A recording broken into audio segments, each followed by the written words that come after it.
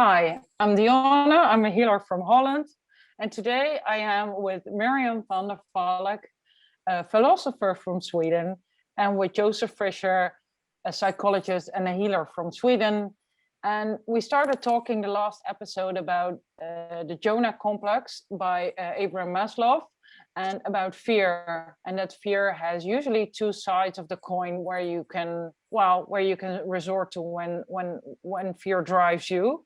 And Joseph was just ending about Jonah and saying that Jonah didn't trust his capabilities to be able to influence the people. And Joseph, can you say a bit more what thoughts on this? Yeah, he was afraid, and how many people are doing this? You're doing a job and you're afraid that you actually will fail, and then when you're kind of finding all kinds of excuses not to do it, But here, he did it, and it was even hard for him to accept that he did it, and he succeeded in doing such a big job as influencing the people to change their ideas, and so they changed totally. And this was an incredible thing. Sometimes you are getting away from a thing that you actually can do and succeed in. And that's the problem, I think, that people really do. They don't believe in what they are actually able to do. And I think that's a projection, It is. I wanna. Sorry, Miriam, go ahead.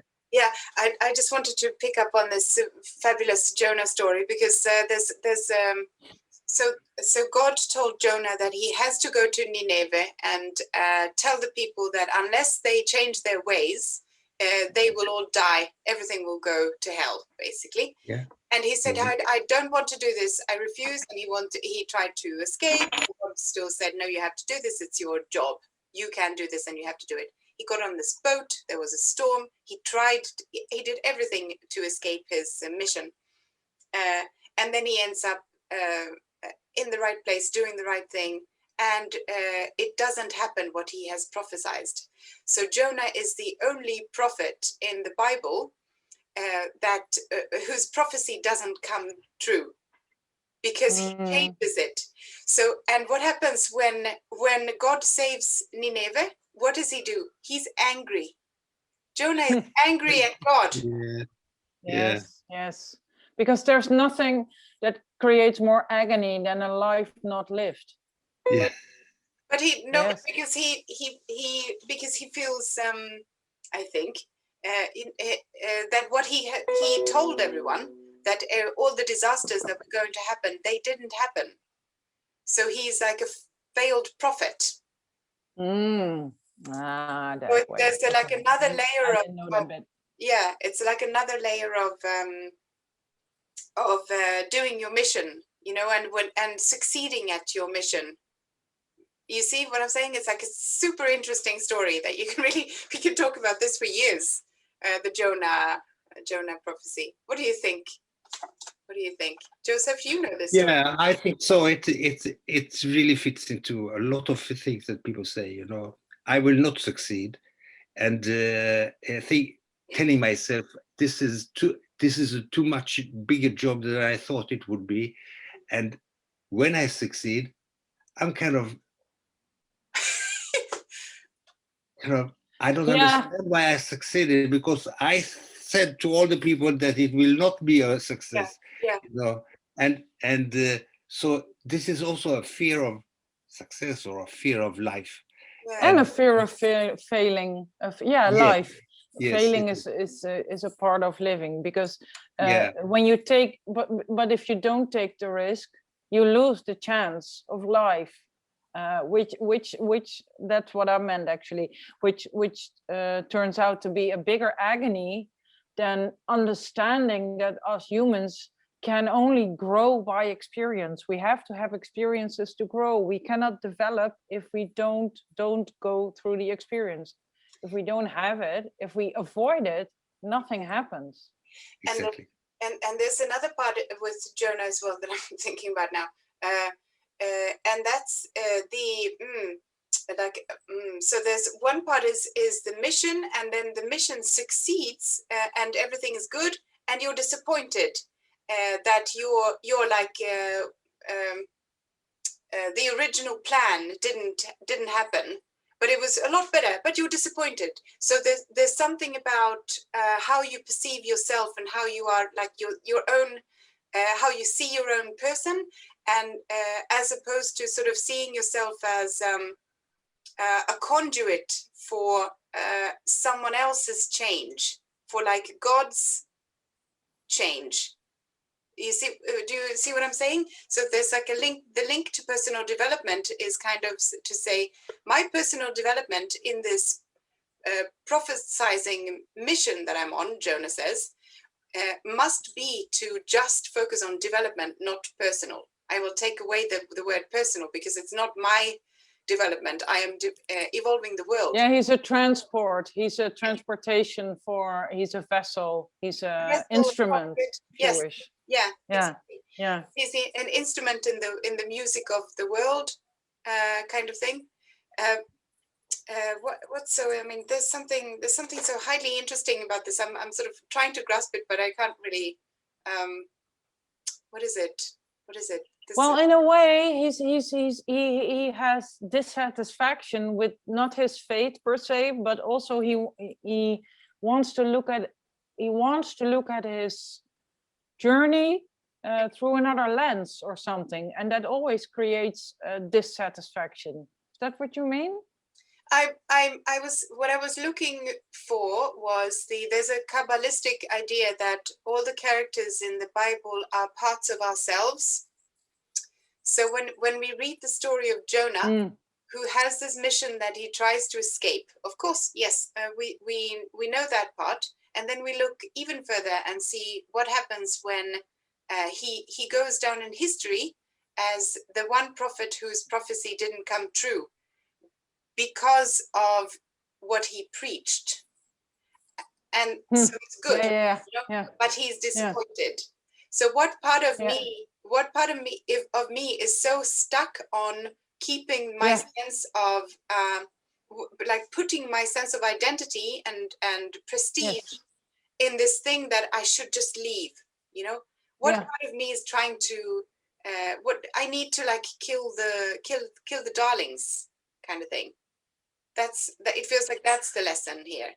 I need to kill the darlings. I need to understand that I don't always see immediately what I am to other people and to the world.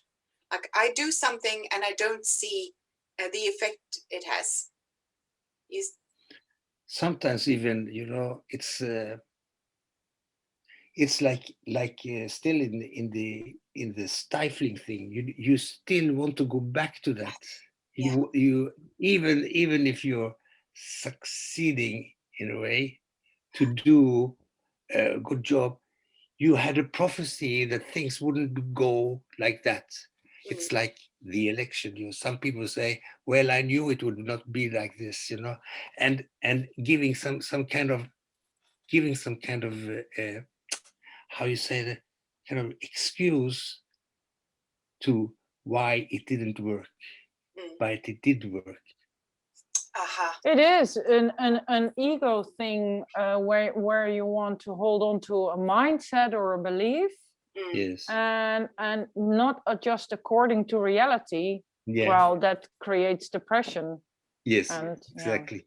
You want it to be right. Yeah, you just want it to be right, even though it's ego. Or be real about it. But when your mind is not congruent with reality, then there's distortion, confusion, dissatisfaction. But what to do with the fear in our lives? We have to have goals.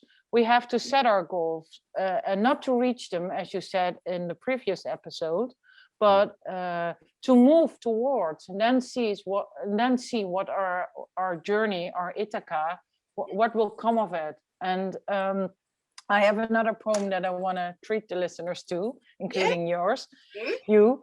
That's called, which underlines what I was just saying. It's called "Fearing Paris" by Marcia Truman Cooper. Mhm. And it goes like this. Suppose that what you fear could be trapped and held in Paris.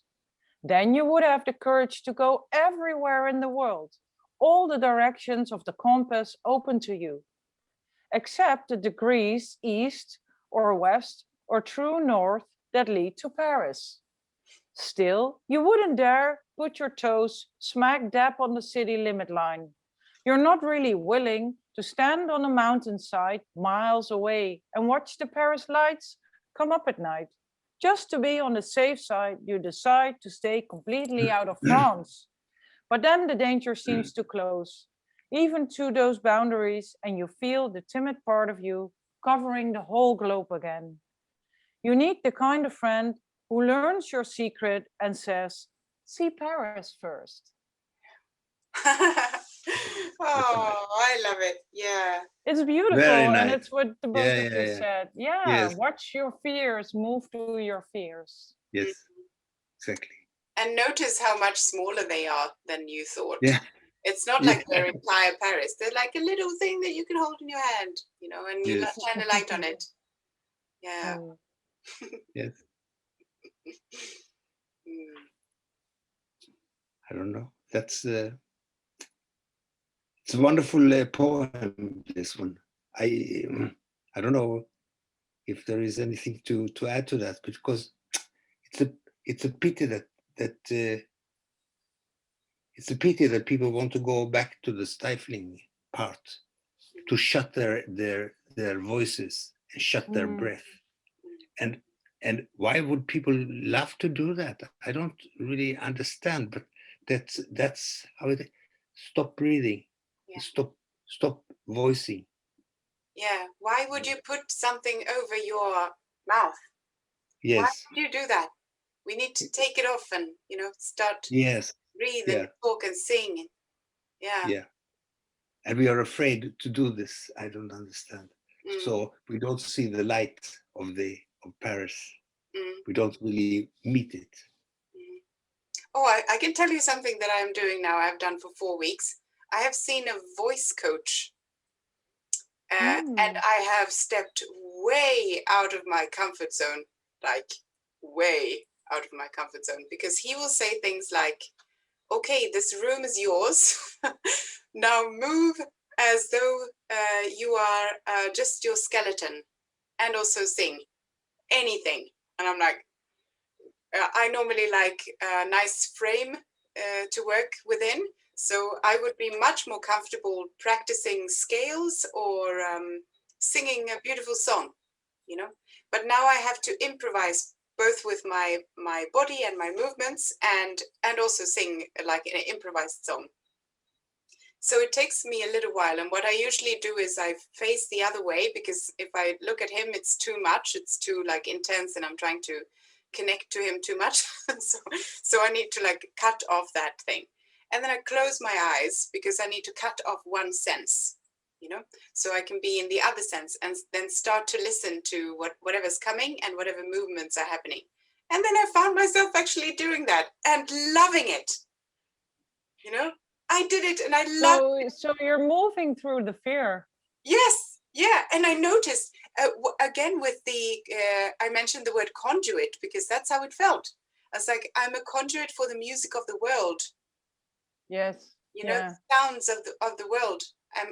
Because I didn't plan them. They just came. The movements just come, So that's great I just want to get everyone to do this, because it's so cool. No, but it's amazing what you say, because that's the perfect example of having to let go of your thoughts and ideas, of your prophecy that you had in mind. Oh, I probably am not capable of doing so.